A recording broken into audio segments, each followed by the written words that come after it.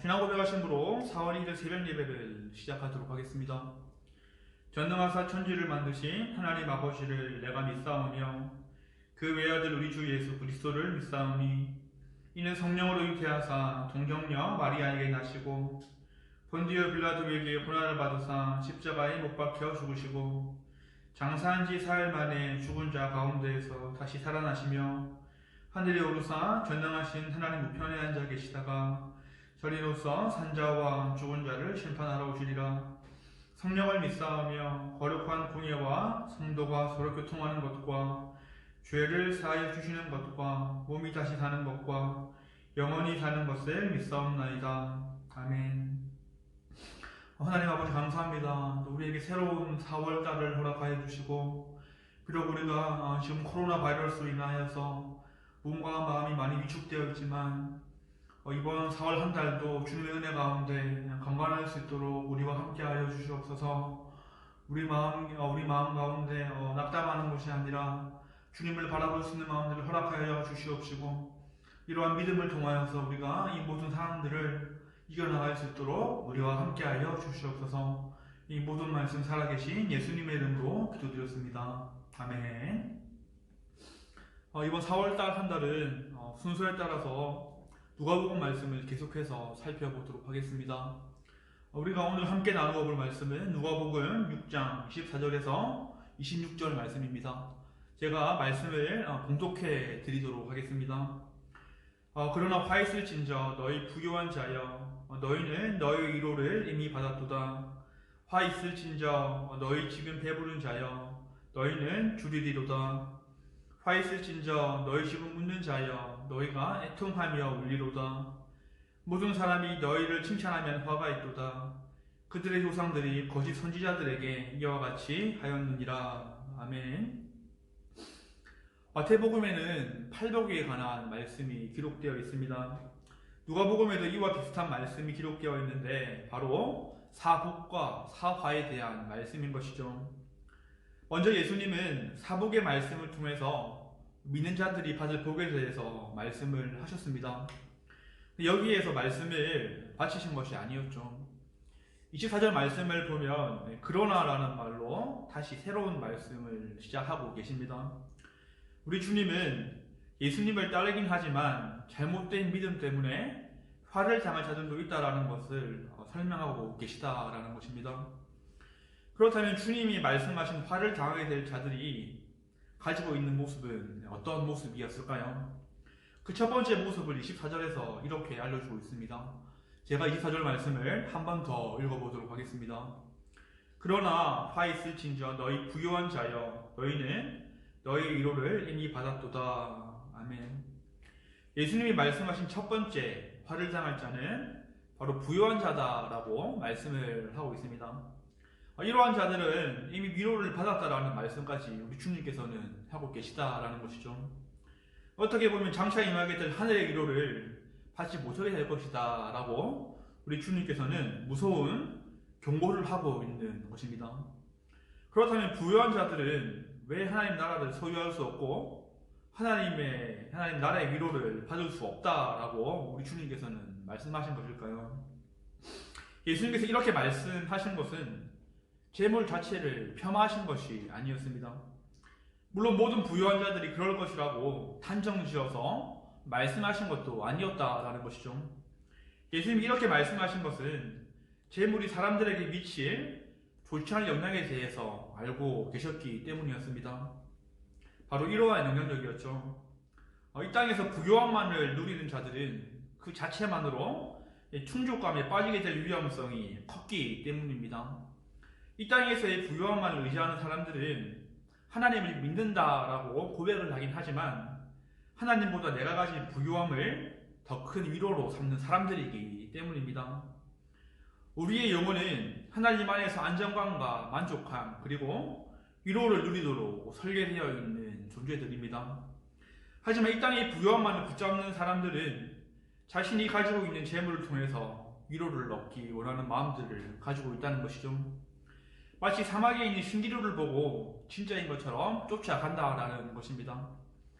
이러한 사람들은 삶의 위기가 다가오면 어떠한 모습을 보여줍니까? 하나님께 무릎 꿇지 않습니다. 하나님께 도움을 구하지 않는다라는 것입니다. 이 땅의 부유함만을 바라보는 자들은 하나님께 무릎으로 나아가는 것이 아니라 자신들이 가진 것들을 더 의지하는 모습들을 보여줍니다. 이러한 모습을 가지고 있다면 하나님의 도우심을 기대하기 힘들다라는 것이죠. 하나님이 내 인생에 개입하셔서 일하시는 것을 경험하기가 힘들다라는 것입니다. 내가 가진 부유함이 하나님의 자리를 대신해 버렸기 때문입니다. 그렇게 되면 하나님의 위로가 무엇인지 경험하기 힘들게 될 수밖에 없다라는 것이죠. 하나님이 정말 살아계신지, 하나님이 내 삶에 어떻게 개입하시고 역사하고 계신지에 대해서 알기 힘들다라는 것입니다. 내가 의지하는 다른 것들 때문에 하나님이 주시는 위로함을 경험할 수 없게 된다라는 것입니다. 즉 하나님과는 아무런 상관이 없는 삶을 살아갈 수밖에 없게 된다라는 것이죠. 그것이 곧 성도에게는 화가 될 수밖에 없다라고 주님께서는 경고를 하셨던 것이었습니다. 두 번째로 예수님께서는 화를 당한 자들에 대해서 이렇게 말씀하고 있습니다. 25절 말씀을 제가 읽어보도록 하겠습니다. 화 있을진저 너희 지금 배부른 자여 너희는 주리리로다. 화 있을진저 너희 지금 웃는 자여 너희가 애통하며 울리로다. 아멘. 예수님이 말씀하신 두 번째로 화를 당하게 될 자들은 바로 배부른 자다라고 말씀하십니다. 여기서 주님이 말씀하신 배부르다라는 것은 어떤 의미를 가지고 있는 것이었을까요? 밥을 많이 먹어서 배가 나왔다는 것이 아닐 것입니다. 하나님 없이 자기의 삶에 만족하고 있는 사람들을 가리켜서 우리 주님께서는 배부른 자들이다라고 말씀을 하신 것이었죠. 즉 인생 가운데 하나님이 없지만 충분히 만족감을 누리고 살아가는 사람들이 바로 배부른 자들이다라는 것을 우리 주님은 알려주신 것입니다. 바로 우리는 어떤 사람들이 떠오릅니까? 바로 노아의 시대와 롯의 시대의 사람들이 우리는 떠오를 수밖에 없습니다. 바로 롯과 노아의 시대 사람들은 먹고 마시고 장가가고 시집가는 것들에만 집중하는 모습들을 보여주었기 때문입니다. 그 당시 사람들이 이러한 모습을 보여주었던 것은 이 땅의 것으로만 만족하는 모습이 있었기 때문입니다. 하나님에 대해서는 전혀 무관심한 모습을 보여주었다라는 것이죠. 오직 먹는 것, 마시는 것, 자신들이 이루어야 할 일들에 대해서만 관심을 가지고 있던 사람들이 바로 노아와 롯 시대의 사람들이었습니다. 이러한 삶을 추구한다면 우리는 육체적인 욕구만 채울 수밖에 없는 모습을 보여줄 수밖에 없습니다.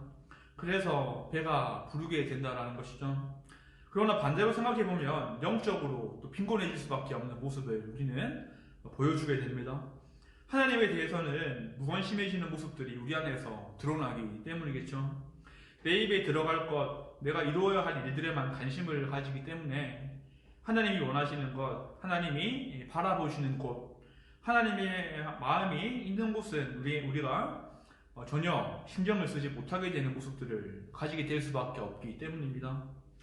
우리가 살아가는 현재도 노아의 시대와 롯의 시대와 다르다고 말할 수 없겠죠.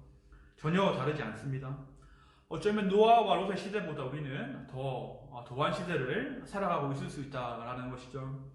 예수님을 믿는다고 고백하는 그리스도인들도 자신의 대만을 불리기 위한 삶을 살아가고 있을 수도 있기 때문입니다. 공동체를 사모하지 않고 함께 주님 안에서 형제되고 자매된 자들의 아픔에 크게 관심을 가지지 않는 모습들이 바로 이러한 모습이 될 수 있겠죠. 바로 주님께서는 이러한 자들이 화를 당할 자들이다라고 분명하게 말씀하셨던 것이었습니다. 마지막으로 예수님은 웃는 자와 칭찬받는 자가 받을 화에 대해서 계속해서 말씀을 하십니다. 웃음은 참 좋은 것인데 왜 예수님은 웃는 자가 받을 받게 된다라고 말씀하셨던 것일까요? 이 웃음이라는 것은 자기의 인생의 기쁨만을 의미하는 것이기 때문에 우리 주님께서는 웃는 자가 화를 당할 것이다 라고 말씀하신 것입니다. 하나님께 영광 올리고 하나님을 섬기는 데서 나오는 기쁨과 만족함이 아니라 이 땅에서 누리는 여러 가지 것들, 즉 죄악된 생활들 가운데 생겨나는 기쁨과 웃음이었기 때문입니다. 이러한 모습을 가진 자에 대해서 갈라디아서 6.8절은 이렇게 말씀하고 있습니다.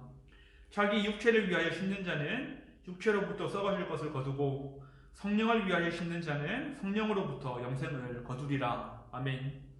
성령은 분명하게 말하고 있습니다.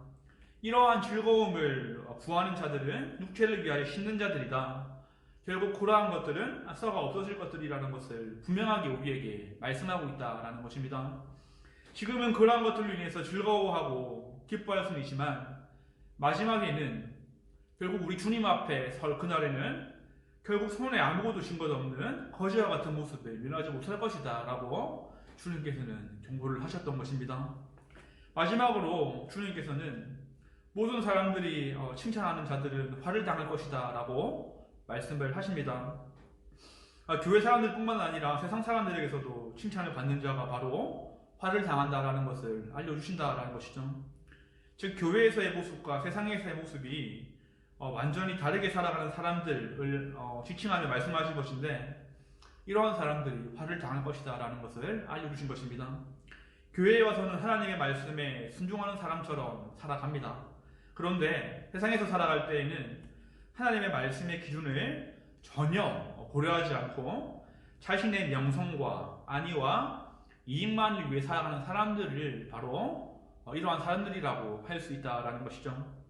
그래서 이러한 사람들은 교회에서도 칭찬을 받고 세상 사람들에게서도 칭찬을 받을 수밖에 없습니다. 진정한 그리스도인들이 바라보기에는 정말로 기형적인 모습일 수밖에 없다라는 것이죠. 그리스도인들의 생활은 하나님 앞에서의 생활임을 반드시 기억을 해야 합니다. 모든 사람들에게 칭찬을 받는 것이 아니라 하나님 앞에서 인정받는 삶이 진정한 그리스도인의 삶의 모습이기 때문입니다. 이러한 사실에 대해서 바울은 갈라디아서에서 또 이렇게 고백한 적이 있습니다. 갈라디아서 1장 10절 말씀을 제가 읽어드리도록 하겠습니다. 이제 내가 사람들에게 좋게 하랴 하나님께 좋게 하랴 사람들에게 기쁨을 구하랴 내가 지금까지 사람의 기쁨을 구하는 것이었다면 그리스도의 종이 아니니라 라고 바울은 분명하게 이렇게 말씀을 하고 있습니다. 모든 사람들에게 칭찬을 받기 위해서는 거짓 그리스도인이 될 수밖에 없습니다. 하나님의 방법을 버릴 수밖에 없게 되고 사람의 방법을 따라가야 되며 여론을 의식해서 담대한 믿음의 결정을 할 수 없게 되기 때문입니다. 이와 같은 자들에게 예수님은 화가 있을 것이다 라고 분명하게 말씀을 하셨던 것이었죠. 오늘 말씀을 맺도록 하겠습니다. 오늘은 예수님이 말씀하신 화를 당하게 될 네 가지 특징을 살펴보았습니다. 믿음의 길을 걸어가면서 이러한 네 가지 연약한 점이 우리에게서도 불쑥불쑥 발견이 될 것입니다. 그런데 중요한 사실은 우리가 이러한 모습을 보이려고 할 때마다 성령님께서 우리에게 그 사실을 알려주신다라는 것이죠. 그리고 다시 바른 길로 갈 수 있도록 인격적으로 우리를 바른 길로 인도해 주십니다. 그때 우리는 계속해서 하나님을 향해 방향을 바꾸어 나가는 모습이 필요합니다. 그것이요 화를 면할 수 있는 유일한 방법이기 때문이죠. 오늘 하루의 삶 가운데서도 육의 모습을 버리고 영적인 생활을 추구하는 모두 성도님들이 되기를 바라겠습니다. 성경은 우리에게 말씀하고 있습니다. 육신의 생각은 사망이요 영의 생각은 생명과 평안이니라. 오늘도 이 땅의 것으로 위로를 구하는 것이 아니라 늘 하나님 안에서 하나님 안에 거함을 통해서 진정한 위로와 평안을 누리는 모든 분들이 되기를 주님의 이름으로 축원하겠습니다. 기도하겠습니다. 주님 감사합니다. 오늘은 주님께서 말씀하시는 네 가지 화를 당할 자들에 대해서 우리가 말씀을 살펴보았습니다. 우리 안에도 이러한 모습들이 너무나 많이 있음을 고백합니다. 주님, 우리가 이러한 마음이 들 때 성령님께서 우리들의 이러한 모습을 지적하여 주실 때에 우리가 다시금 주님께 순종할 수 있는 모습들을 허락하여 주시옵시고 우리가 이 땅의 것들로 이 땅의 명성으로 즐거워하는 것이 아니라 정말로 주님을 위하여서 우리가 살아갈 때에 주님만으로 위로를 얻으며 믿음을 통하여서 우리가 핍박받을 때라도 우리가 그것들을 감수하며 살아갈 수 있는 믿음의 길을 걸어갈 수 있도록 주님께서 함께하여 주시옵소서. 오늘 살아갈 때에도 정말로 우리가 하늘의 위로를 소망할 수 있도록 하여 주시옵시고 정말로 주님께 복을 받은 자들로서 주님의 길을 걸어갈 수 있도록 주님께서 함께하여 주시옵소서. 이 모든 말씀을 살아계신 예수님의 이름으로 기도드렸습니다. 아멘. 하늘에 계신 우리 아버지여, 이름이 거룩히 여김을 받으시오며 나라가 임하시오며 뜻이 하늘에서 이루어진 것 같이 땅에서도 이루어지이다. 오늘 우리에게 일용할 양식을 주시옵고 우리가 우리에게 죄 지은 자를 사하여 준 것 같이 우리의 죄를 사하여 주시옵고 우리를 시험에 들게 하지 마시옵고 다만 악에서 구하시옵소서. 나라와 권세와 영광이 아버지께 영원히 있사옵나이다. 아멘.